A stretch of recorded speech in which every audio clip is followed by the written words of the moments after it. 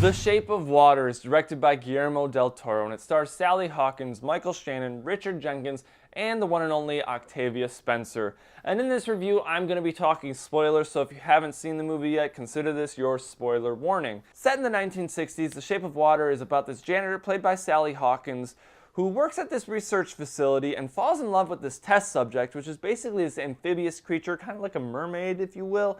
And basically, this research facility is run by these corporate guys, the military, and they're trying to find out what they can about this creature because they want to research more about going into space, what they can from this creature. So they've reached this point where they can't learn any more from this thing without dissecting it, so they're ready to kill it and find out what they can from the inside out. And Sally Hawkins' character, she wants to break this creature out and save him, and she ends up falling in love with him. So the plot is basically Free Willy with a love story and Abe Sapien from Hellboy.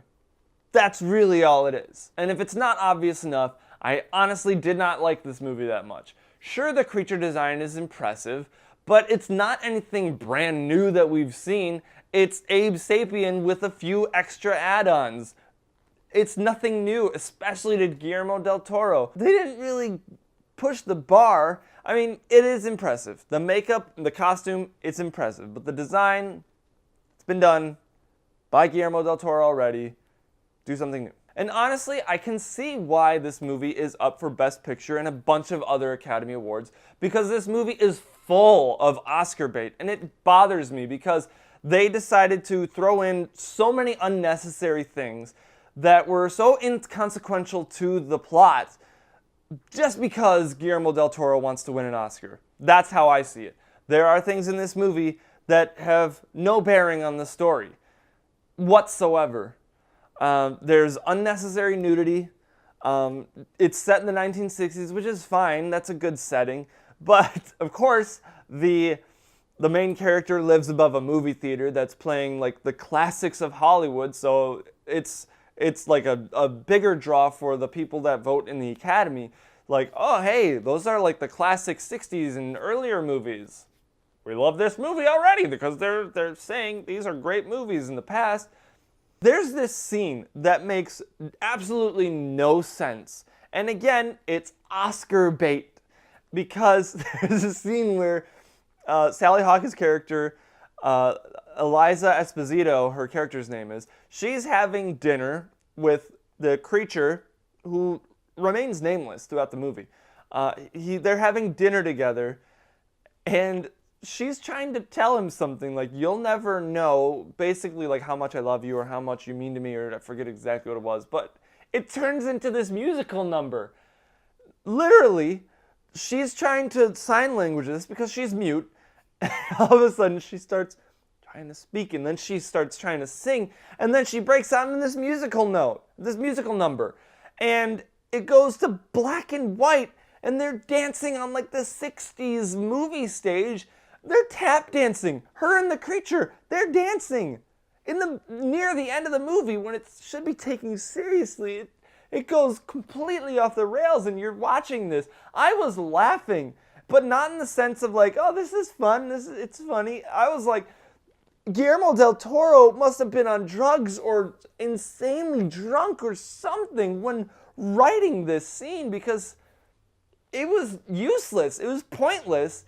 And again, the only reason it exists is to be like, hey, we loved the 60s movies and the 50s movies because that was like the Hollywood golden age. Give us an Oscar. That's really all that scene was for. There's a lot of other things that I could go into on how this movie is Oscar bait worthiness, whatever. But I won't go into that because I'd probably get a lot of flack for saying the things that I'd say. So with that said, that takes care of my negatives, and they're pretty big negatives for me to get past because a lot of these choices that were made in this movie took me out of the experience and just focused on the making of the movie. Like, yeah, you did that for a reason. You made this choice for a reason. Because you won an Oscar, you made this choice especially. And there's just really weird things in this. Basically bestiality. They don't show it, but they talk about it, and it's really uncomfortable. But there's some good stuff about this movie. Like the music, it sounded a lot like Up or any Pixar movie for that matter, but it was good. It was fun sounding. It had some good moments, and sometimes it took me out of the experience, but for the most part, it was just good music. And you can't blame a movie for having good music if it sounds like another movie. It's still good music. The shots were incredible. Most shots are moving shots, and it just makes me want to shoot a movie in that way. The sound design for the creature and the creature design were both pretty impressive. Again, like I said, the creature design was a little too similar to Abe Sapien from Hellboy, another Guillermo del Toro movie, but it was still impressive how they did that all in camera. I don't believe any of it was CGI, except for maybe the lights on him, but still, that was impressive. The acting was incredible, in particular from Michael Shannon. He always is good. I mean, he's really good in Man of Steel. He's got such a good yelling voice. I wanted him to yell so much more. And there's some like gore elements in this movie for sure, and in particular with Michael Shannon's character, because his fingers get bitten off and they try to reattach them, and they start getting like infected, and just they're basically about to fall off because of his body not taking back the fingers. It's disgusting because at one point he actually rips his fingers off, and I was in the theater just like, oh my gosh, that hurt me so bad. But it was well done, it was well played off, and I give them props for doing that. So if it isn't obvious enough, this movie did not impress me. Sure, some of the creature design was great, it looked great in camera, but there's just so many unnecessary things, too many Oscar bait choices that just drive me nuts and pull me completely out of the movie, and all I see is Guillermo del Toro saying, gimme, gimme, gimme. So I gotta give The Shape of Water a C.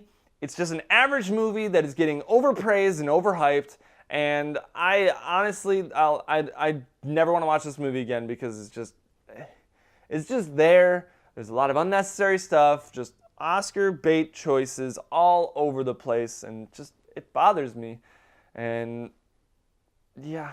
So what did you guys think of The Shape of Water? Did you like it, love it, or hate it? Let me know in the comments below. And if you like this video, be sure to give it a big ol' thumbs up, subscribe to the channel, and make sure you hit that bell icon next to the subscribe button so you can be notified of when we upload new content.